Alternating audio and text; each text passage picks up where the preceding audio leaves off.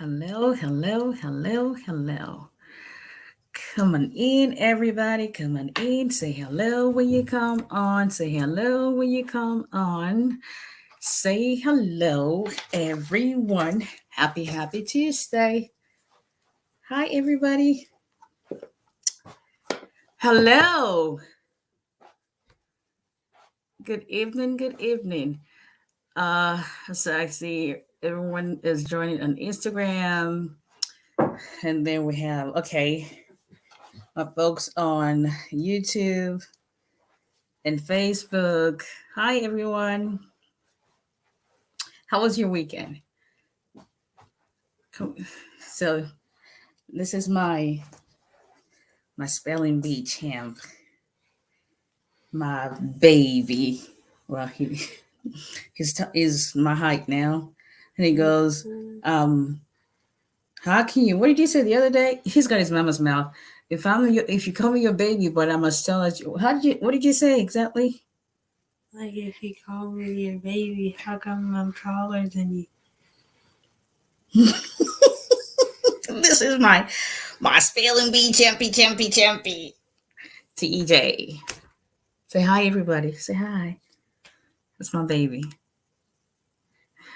And when he won something last year, I was like, "Oh, what I won!"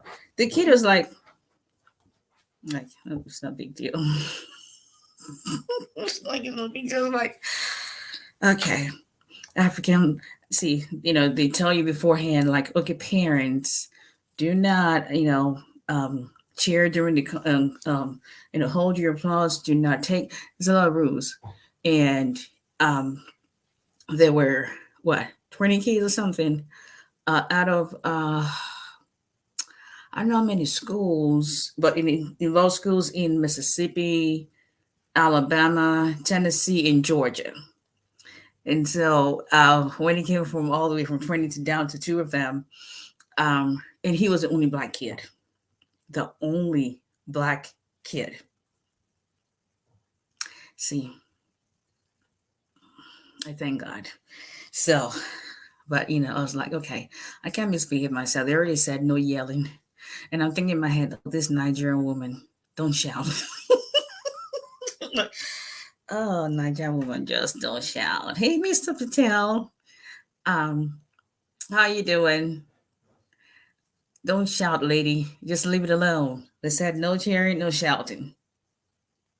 Hi, everyone. This is Attorney Abisola Olale Samuel, immigration lawyer based in Alabama, representing immigration clients in all 50 states. Got an immigration case that our firm handles. We can and do represent immigration clients. I may sound a little bit tired because it's been a long day. Calling clients and congratulating them.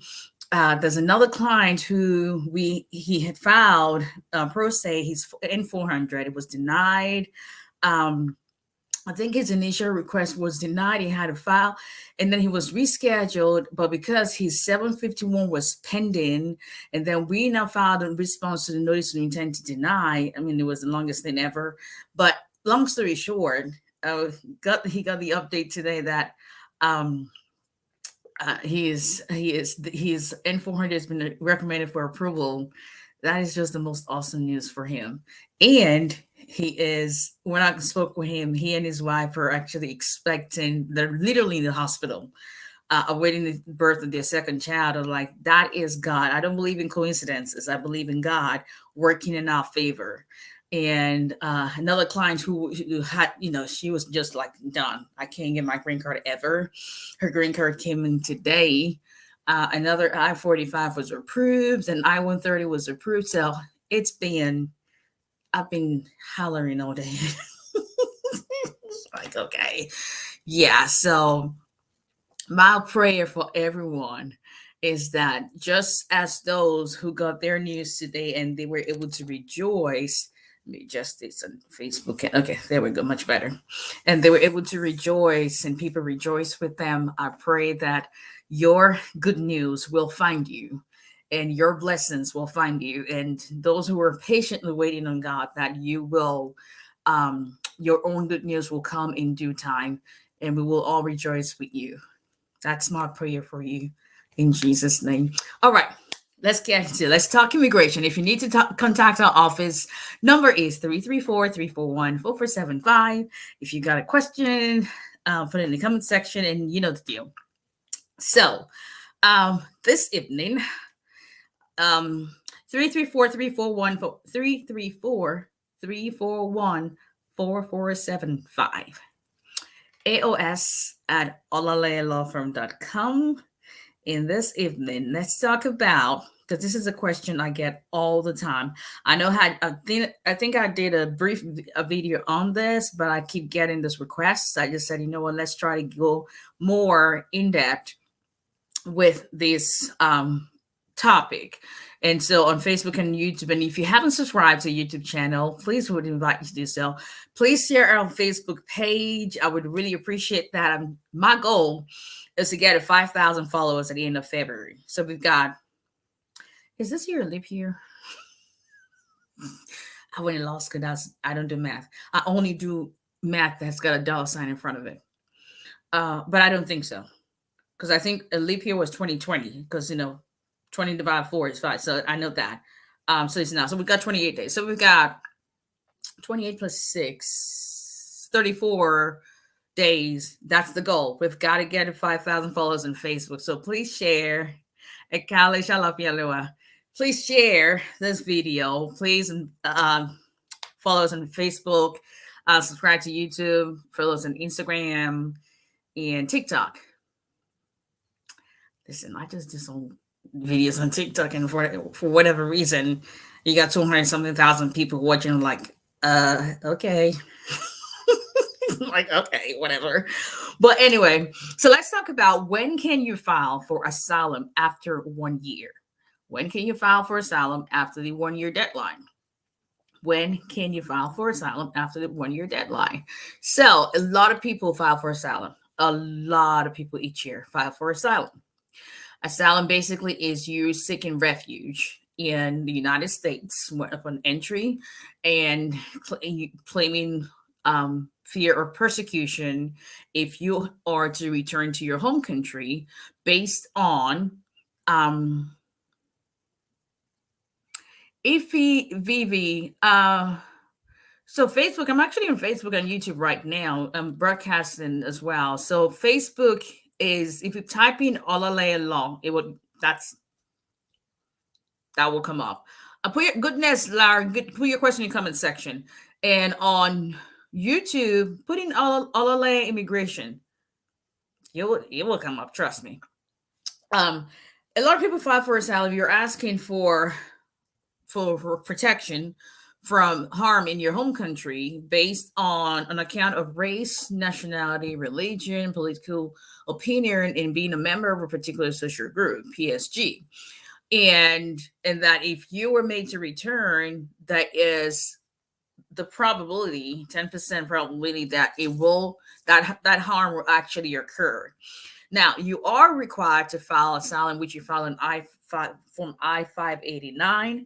If you have derivative applicants, you make a copy for each of them and you attach their photographs, the whole deal.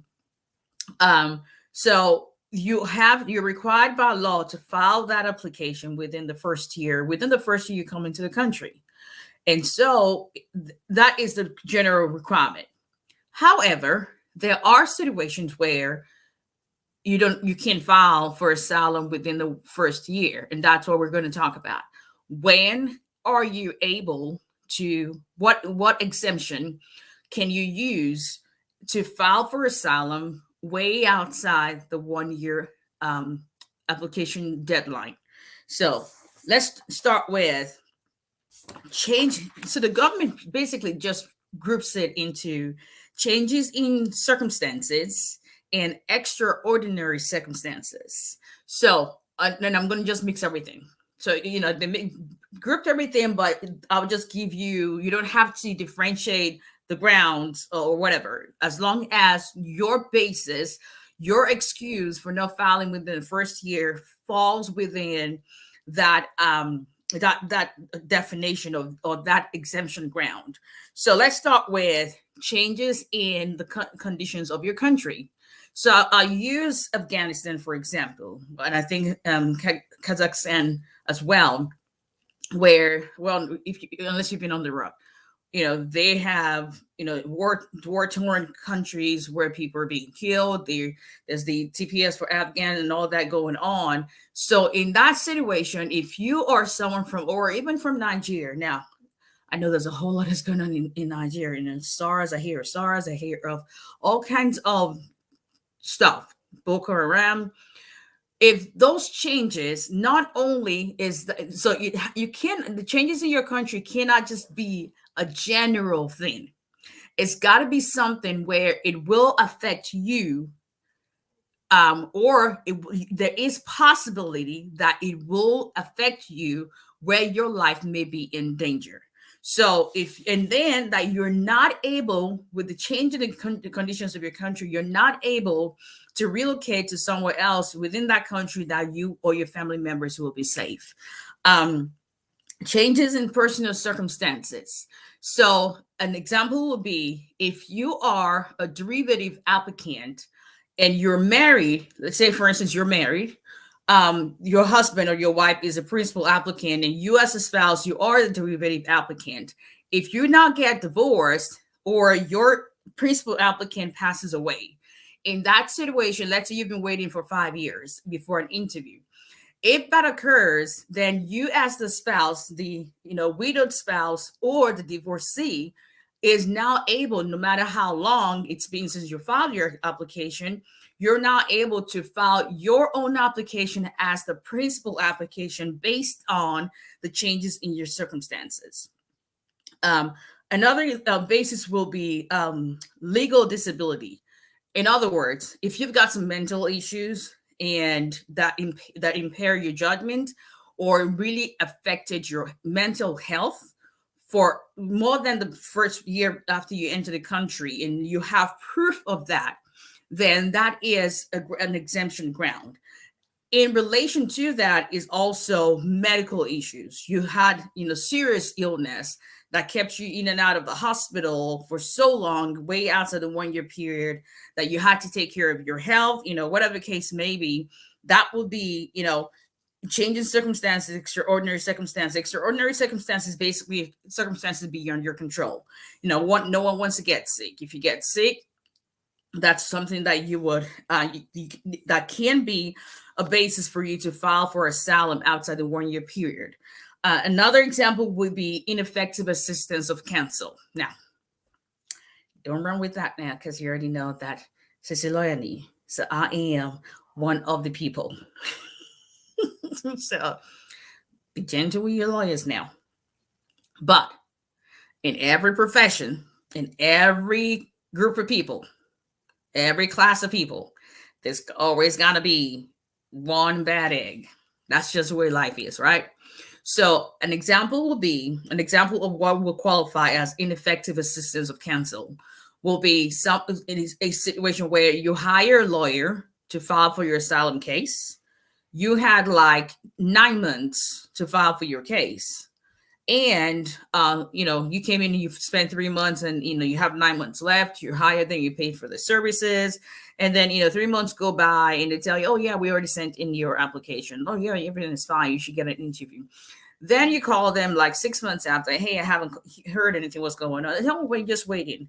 But then you find out that, almost 18 months after you came to the country is when they just submitted your application. Generally, because you're not able to transfer your responsibility on someone else. But in asylum cases, if you can show that the only reason why your asylum application is coming late is because you relied on the advice of counsel, you were told it has been submitted, only to find out that it was not.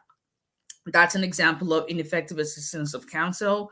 Or if you were told that, oh, yeah, don't worry about filing within the first year and you have plenty of time, and you find out that, no, that was wrong advice. That's an example. Another example is of, we're talking about, if you're just joining us, talking about grounds by which you can file for asylum outside the 1 year statutory period. This is very, very common.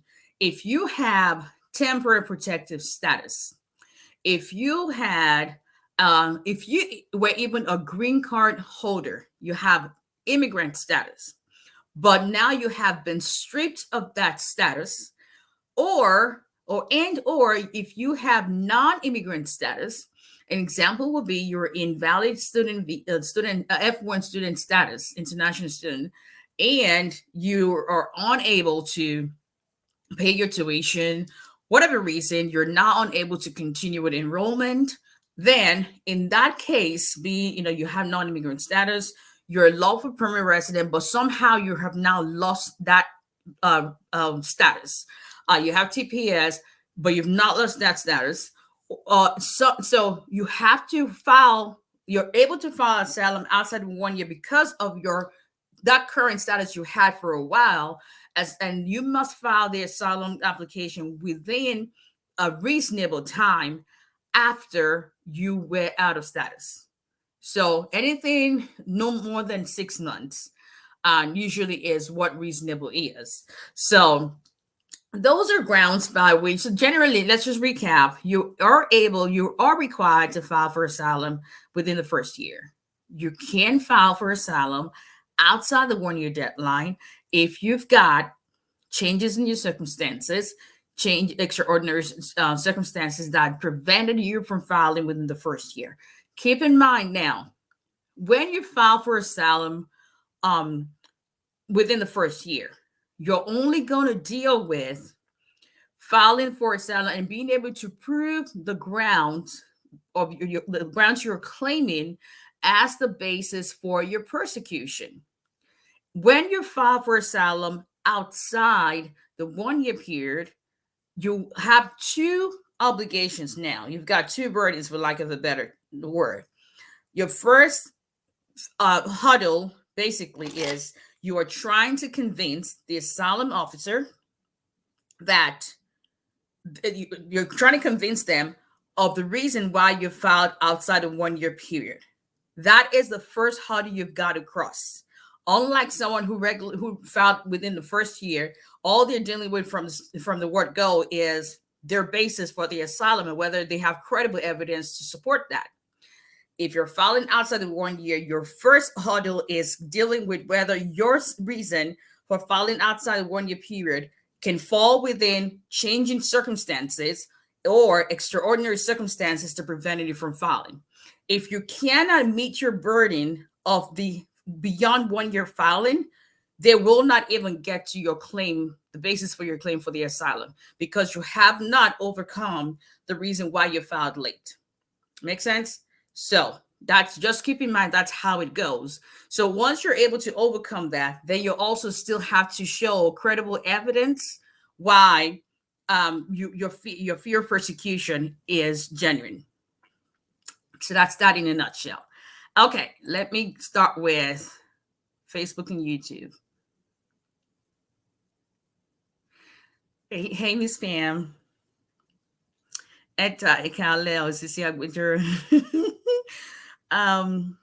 Your boy looks like you. Oh, he does? No one ever says that. Hey, Joseph. Nobody ever says that. Now, if you see his father, yeah, he looks like his father. I think it's got my nose, but it is what it is. It is what it is. Okay, so all right, let me go to Instagram. I'm going to try not to miss anybody's questions. What time is it? 7:26. All right. Hello. Oh, so I went to the doctor yesterday, the optometrist.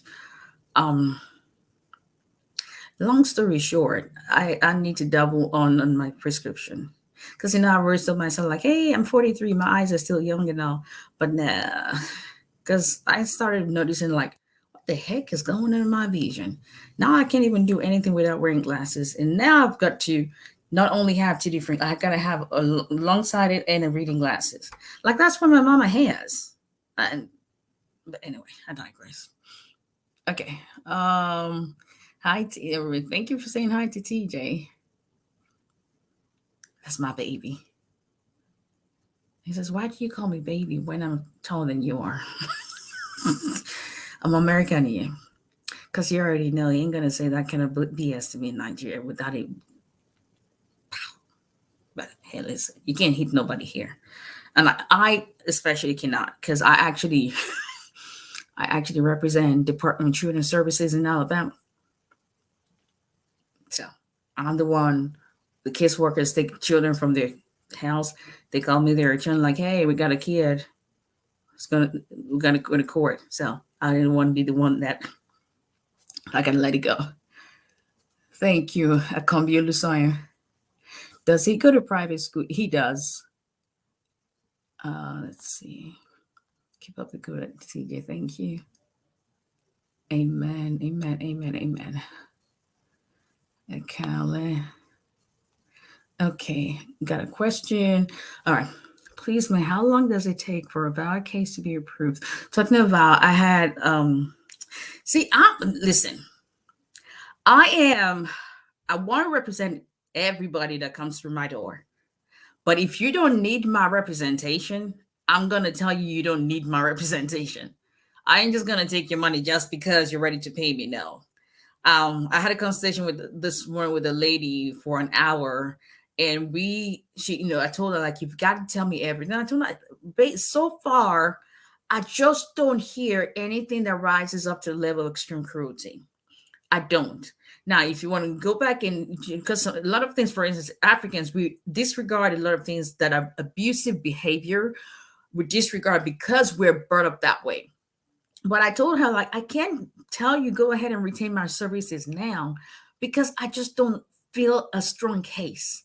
There's no one who can guarantee an outcome, obviously, but I want to know that I actually did the right thing for you and we tried the very best we can.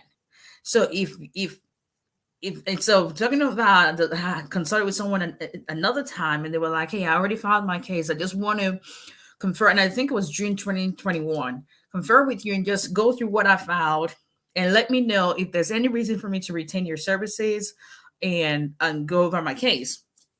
And I go, there it might. Let me write something down real quick. I just remembered somebody's case. And it said, is there any reason to go over my case? And I went over and I go, there really isn't anything that I would do differently than what you have done so far. And they were worried and like, okay, so is it going to be a pro? Like, based on what you're showing me and telling me you've done, I don't think there's nothing else I will do besides just wait and see what happens. And they texted me earlier on with, like, remember when we met back in June and you said, just be patient and there's nothing else you will do for me as an attorney? Well, I got my approval notice today, or approval notification today. That's a win for me too, because I know that you've done your work and you're reaping the benefits of your labor. So, how long does it take for a valid case to be approved? So it takes, someone said it's now 36 months. It can take up to 3 years. I think in their case, I'm not sure. I think it was filed 2018 and 20. I'm not sure. I have to look back. But yes, it can take up to 3 years.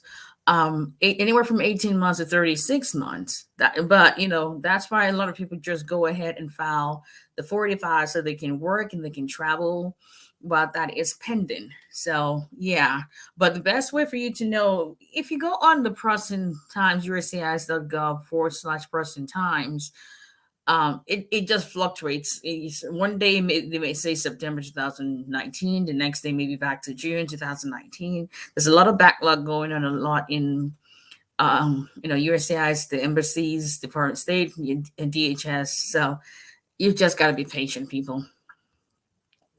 I have a friend who already spent 5 years in the U.S. and has 2 kids here.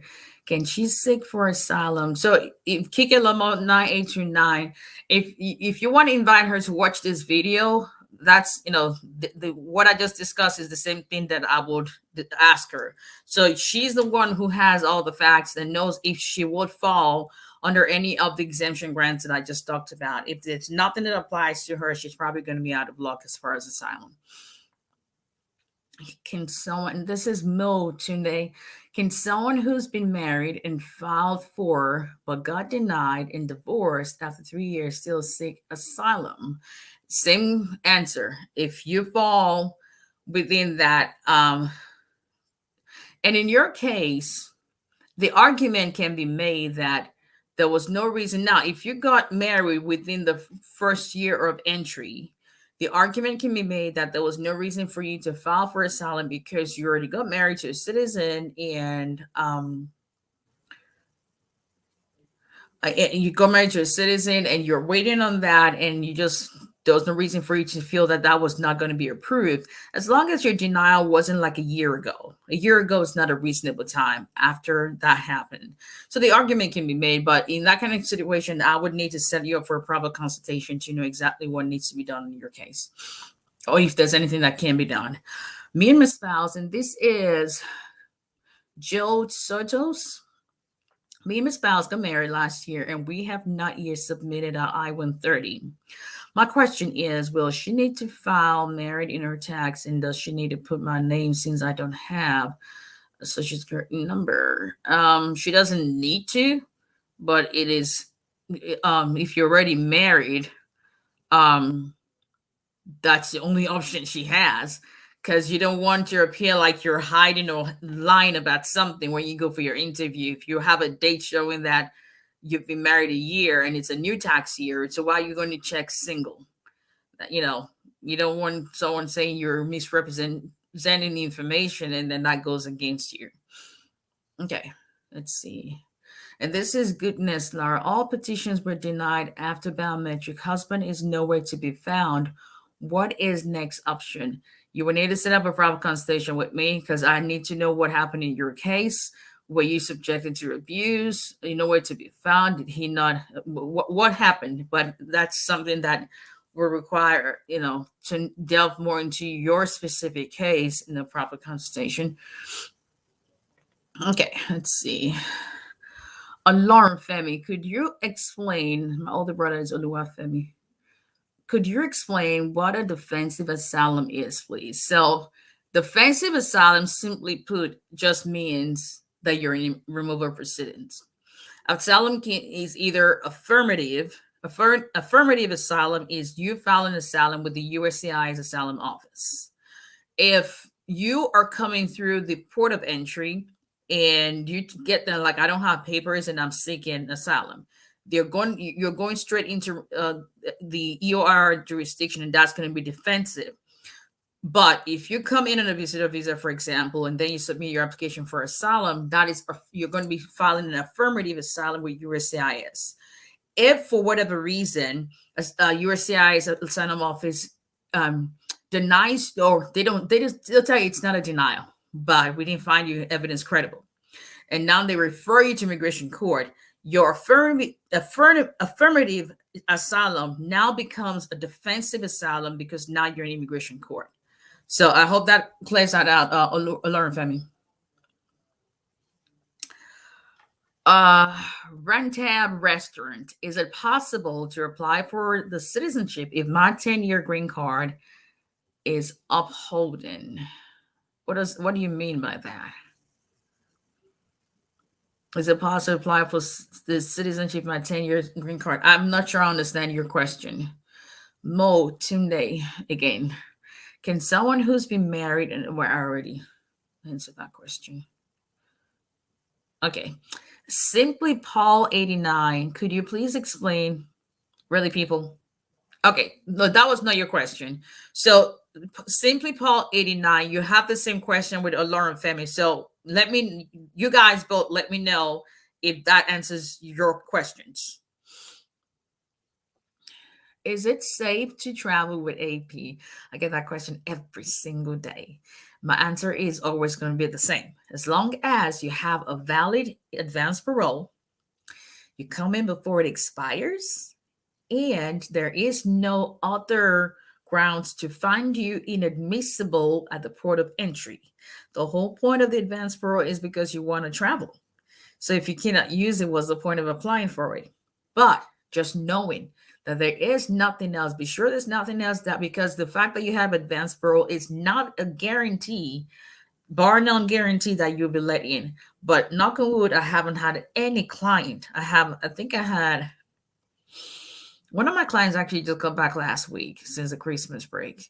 I haven't had any clients who's got an issue outside. And there's a case law, as long as that's the thing, there's a case law that backs up the fact that you can, as long as your case is still pending and your advance parole is valid. So that should be fine. Hoppy Floppy. Mabe1001. Hello. I filed for VAL August 2021. They sent me an RFE in September and I didn't receive.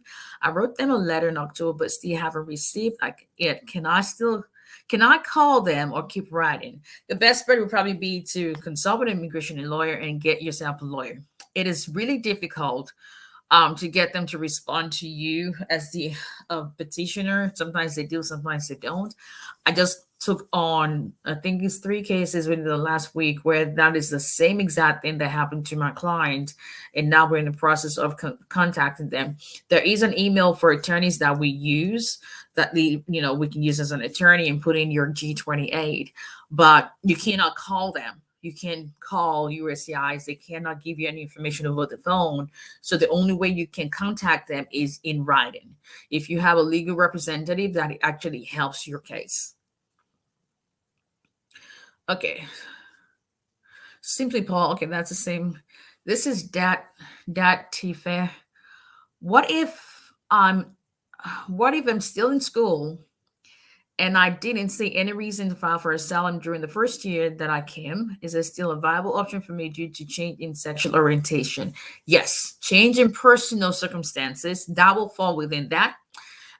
If you change your religion, say for instance, you are from a staunch Christian family, you become a Muslim, or vice versa, you already know that going back to your tribe or whatever part of the country you come from, that probably means your head is going to be cut off. If you change your religion, say you've been in the country 4 years and you change your religion like the 5th year, that could be changing personal circumstances. Sexual orientation, you didn't know you were bisexual or whatever. Now you're being comfortable with yourself. That's change in circumstance, change in personal circumstances. So that, you're still a student, and then, you're now no longer in status. That will be changing circumstance, because you were in a valid non-immigrant status. I hope that answers your question. If I put her name in tax, does this increase her chances of getting her approved? Your taxes have nothing to do with your approval. It's more about your good faith. And listen, you can submit all the records in this world. If they don't even believe your testimony during your interview, then you're done. And I've also had cases where we had little to nothing good faith evidence because it was a very new marriage. They had known each other for a while, but they couldn't get anything in both names. But you could, a blind man can see that they were so much in love, and it was approved almost immediately. But taxes have. Ryan said restaurant already responded to your question. Okay. Derek 90. Hello, when do you get a C31 EAD category? When your VAL petition has been approved? Sonia 35123. I'm a green card holder, got my green card in 2018 November. I have been physically present in the States since 2019 September. When can I file for citizenship? Can I spend 6 months in Nigeria and 6 months? You have to have spent 2.5 years within the last 5 years, but then be present up to 90 days in the state you live in to file. So that is something that's going to be case specific, and you would need to be able to calculate and make sure you're not breaking the chain of continuous presence in the country. Okay. Yeah, that's what I was asking. Like, what do you mean by 10 years green card upholding? I already said that, what do you mean by that? Okay. Receiving 12 months extension twice while waiting for 10-year green card. Do I have to be worried? No, there's a lot of backlogs going on. I think a case that was filed 2019, we have the interview coming up February 22. So I will be in Atlanta. Yeah, y'all have to remind me. So if you want to do an in-person, do you mean, thank you, Tito Mide. Do you mean your green card is pending? Maybe that's what they mean. We'll see. Since I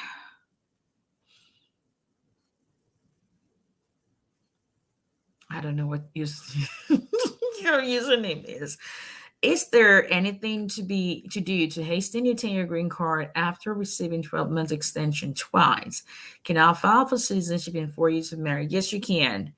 That is one of the things I actually do in my practice to quicken the 751, because unless you're in the military, there's some exceptions for military servicemen, but generally most people are not.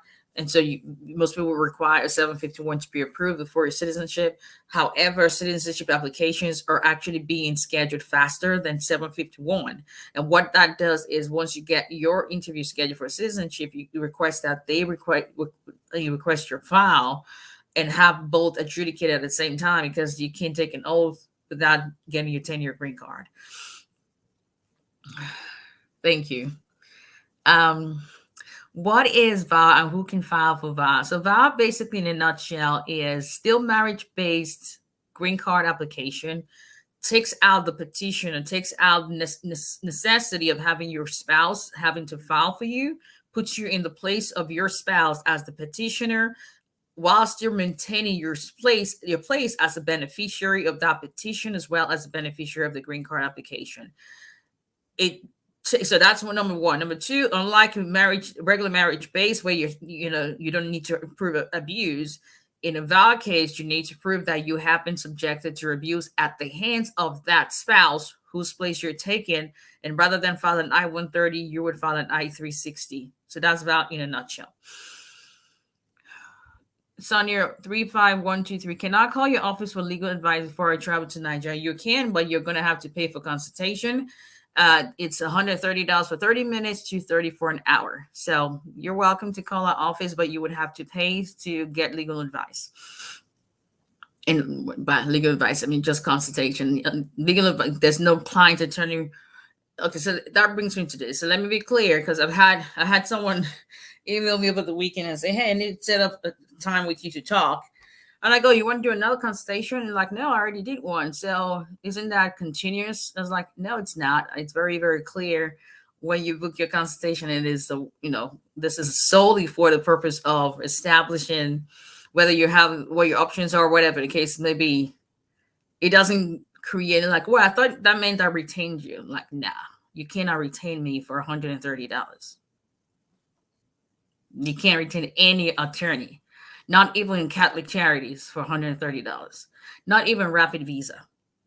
So consultation is strictly what it is to discuss your case. And then if you've got options moving forward, then, you can retain our services. Let me switch real quick to Facebook and YouTube. If you're seeking asylum and want to get married, what's your advice? If you already have a pending asylum, I usually say, and you're getting married, have your spouse file for you. When you're able to put in your work authorization and wait a while till you get it, then you can ask them to put your asylum application on hold, so that they're not. And this is why it's important. If you get married, you file your I-130 485, but your asylum is pending, and then you don't stop it. Either you don't cancel your interview and they say you're no-show, then they may automatically refer you to immigration court, whether or not you have another pending petition. Yeah. So you have to ask them to don't cancel it, don't withdraw it, ask them to hold it until you're able to see where the marriage base goes. If it works out fine, you get your green card, then you can pull your asylum application. If it doesn't work out, then you can ask them to reinstate your application. But the one thing that's important is this. Once you ask them to put it on hold, this stops the asylum clock on your employment authorization. That's why it's important to know that you have submitted a C9 in your marriage-based application before you do that, because it would stop your clock and everything else that comes with it, including your CA category asylum work permit. Hello, Mr. Jean. If someone is in removal proceedings in the U.S. and has a son in Nigeria, can he travel to see him? No. If you're in removal proceedings, you're not entitled or eligible to receive advance parole. Okay. Let's see.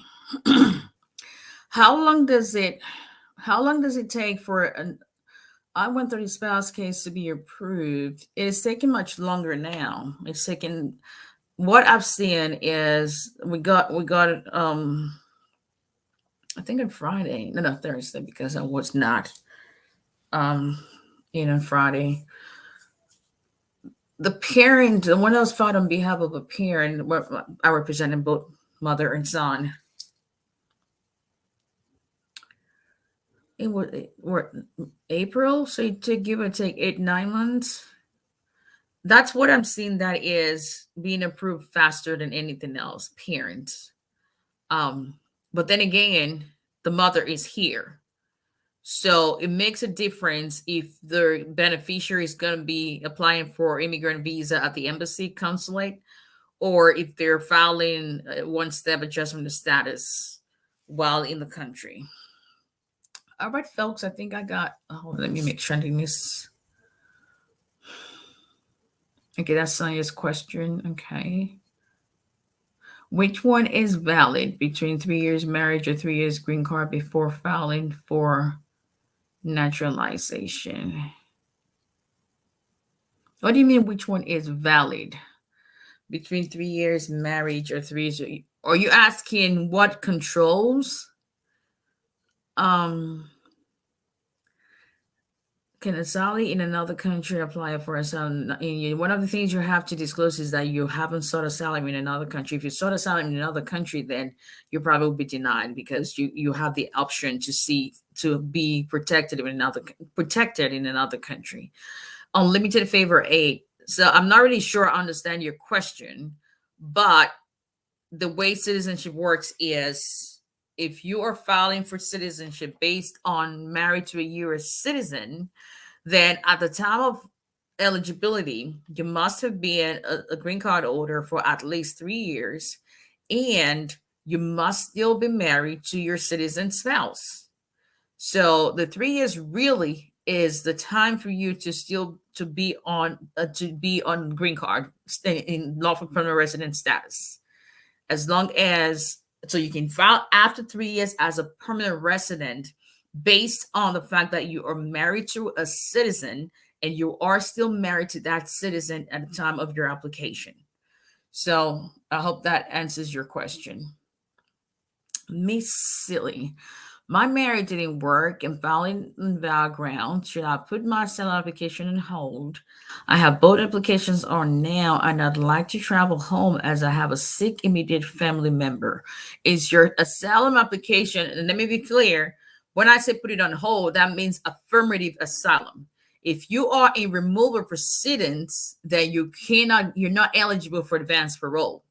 If your asylum is still in at the USCIS office in a waiting interview, then that is different. That's where you can request that it be put on hold while you see, how your vow is going. But keep in mind, like they said clearly, understand that your C8 asylum work permit will also be cut off, because that would stop your clock on the asylum case.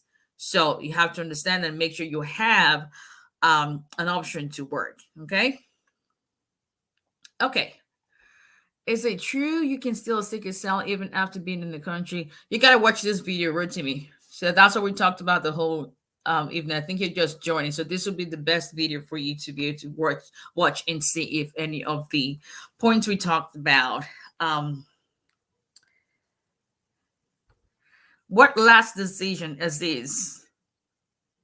Can you please explain the last decision of BIA? What last decision? BIA has made a lot of decisions. What last decision are you talking about? So you can email that to me. My email is aos@olalawfirm.com. But explaining to you will probably be just one sentence or two sentences, like, okay, yeah. Good evening, Mr. Michael. I'm doing good. How are you doing? Okay. All right, everybody. Thanks to everyone who jumped on. I appreciate you guys. Once again, be sure to share, subscribe to YouTube, follow us on TikTok. I filed after a year, but I'm not in remote person applying for. Okay, and not the asylum. I'm you can apply for AP with asylum, affirmative asylum as well. I'm just concerned it's the same oh, okay. Yeah. If you're going back to the same country that you're seeking asylum from, mm, that's I can't tell you what decision to make. That you've got to think long and hard, because obviously they will have your travel history when it's time to set your case. Hopefully you have a strong valid case and you would not need your asylum application. But anyway, subscribe to YouTube, follow us on TikTok, as well as on Instagram as well. Share, like, and share our Facebook page. And thank you to everybody. And I will see you guys next time.